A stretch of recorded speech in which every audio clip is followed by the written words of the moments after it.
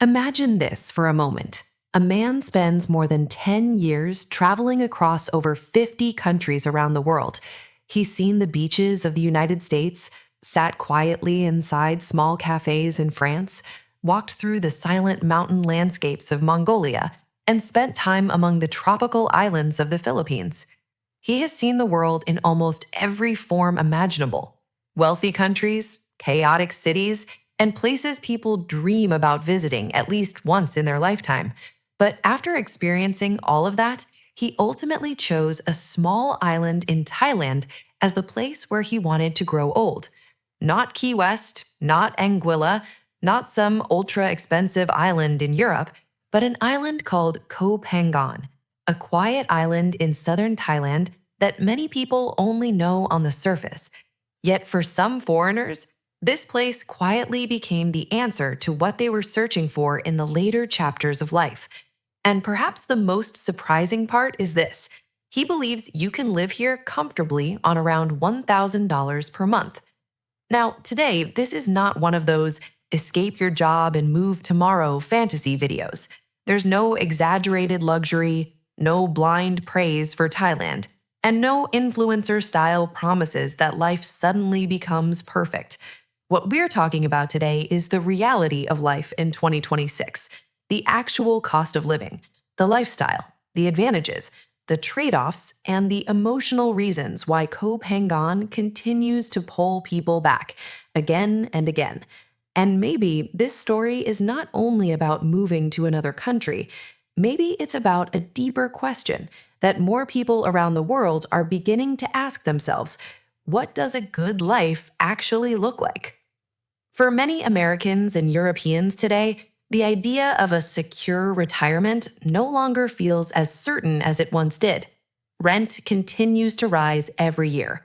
Healthcare feels increasingly unpredictable, and even people with decent incomes often feel trapped on a treadmill that never truly stops.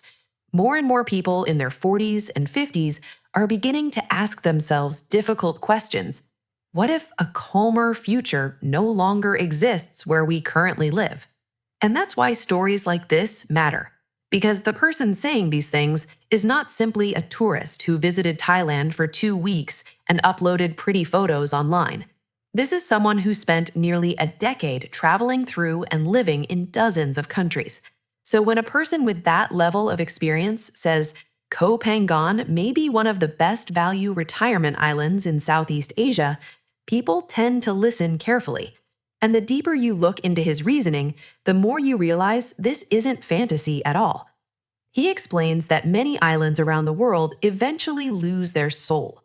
Some become overdeveloped, some become overcrowded, and some become so expensive that ordinary people can no longer realistically live there.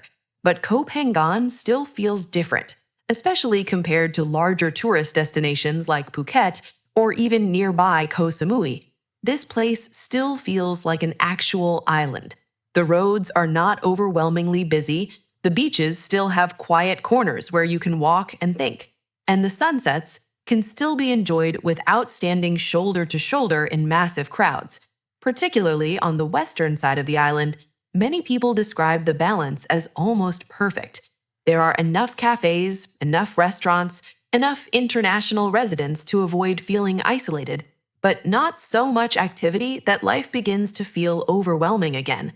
And perhaps that kind of balance matters more than most people realize, because as people grow older, what they truly need may not be constant excitement anymore. Sometimes it may simply be waking up in the morning and feeling peaceful inside. And perhaps that is the deepest lesson hidden inside this story.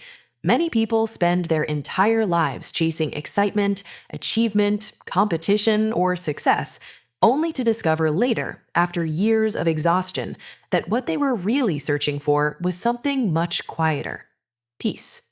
And what about the cost of living? For many viewers, this may be the most important part. According to long-term foreigners living on the island, a single person can live a simple but comfortable life in Koh Phangan on roughly $900 to $1,000 per month. A furnished apartment can start at around $300 monthly. But there is one important piece of advice people repeat constantly. Do not rent a place online before seeing it in person, because many times the photos online and the actual environment in real life can feel very different. Most experienced expats recommend arriving first, renting something temporary, then exploring the island yourself and speaking directly with local landlords. Local prices, they're often significantly cheaper than prices listed on foreign booking websites. That one decision alone could save thousands of dollars per year.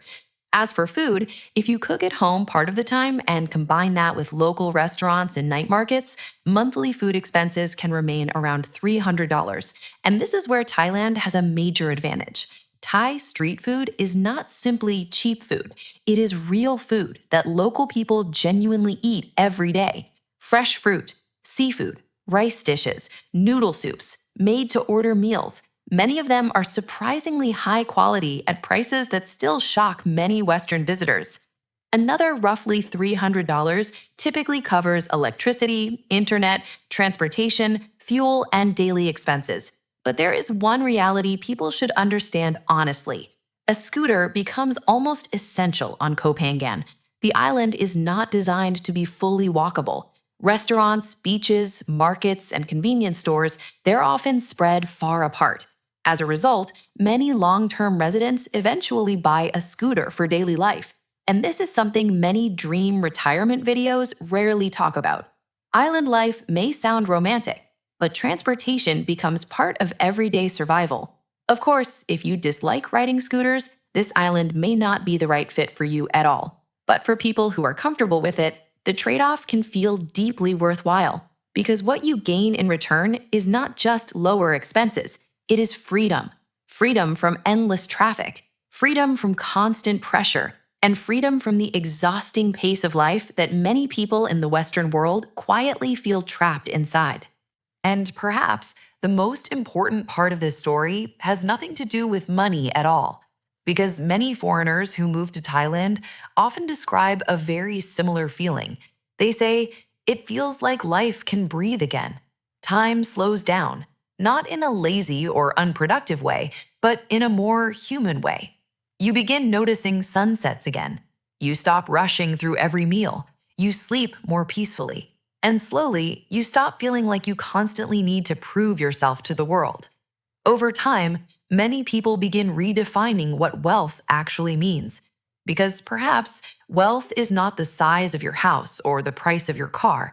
Maybe it means having time, having peace of mind, having healthy relationships around you, and not waking up every month terrified of bills. And that may be why places like Koh Phangan continue attracting people from around the world, not because people are searching for luxury, but because they are searching for balance. Of course, Koh Phangan is not for everyone. If you prefer large cities, modern public transportation, massive shopping centers, or nonstop nightlife, Bangkok may suit you better. Some people may prefer Chiang Mai for its mountains and northern culture. Others may prefer Jomtien or Pattaya because of the larger expat communities and easier adjustment. But for people who truly love the ocean and value peace more than luxury, Koh Phangan continues to stand out, especially when you consider the balance between affordability and quality of life. And maybe that is what this entire story is really trying to tell us. Perhaps this is not simply a story about moving abroad. Perhaps it reflects something much deeper about the modern world itself. A world where more and more people are no longer asking, how do I become as rich as possible? But instead, how do I build a life that feels peaceful again without completely exhausting myself in the process? And perhaps that is why someone who traveled through more than 50 countries around the world ultimately chose to slow down on a small island in Thailand.